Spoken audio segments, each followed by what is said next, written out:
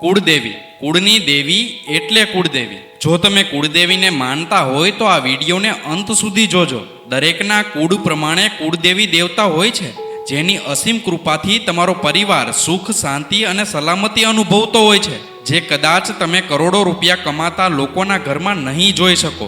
તેવું આધ્યાત્મિક તેજ અને સંતોષ તમારા પરિવારમાં જોવા મળશે. અને આ એક સત્ય હકીકત છે. વર્ષમાં એક વખત શક્ય હોય તો અવશ્ય કુળદેવી કે કુળદેવતાની મુલાકાત લો. વર્ષ દરમિયાનનો જિંદગીનો થાક ઉતરી ગયાનો અહેસાસ અવશ્ય થશે.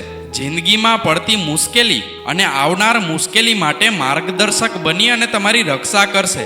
ખોટા નિર્ણય લેતા રોકશે અને સાચા નિર્ણય માટે માર્ગદર્શક બની અને તમારી આગળ ચાલશે. આ જે વ્યક્તિને અહેસાસ અને અનુભવ થતો હોય તેના માટે છે. આમાં તાર્કિક દલીલને કોઈ સ્થાન નથી. ઘણા લોકો કહે છે કે બધું નસીબથી ચાલે છે.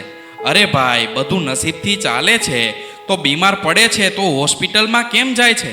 મૂકી દે તારી જિંદગી નસીબના ભરોસે. તેનું કારણ માની કૃપા જ હોઈ શકે.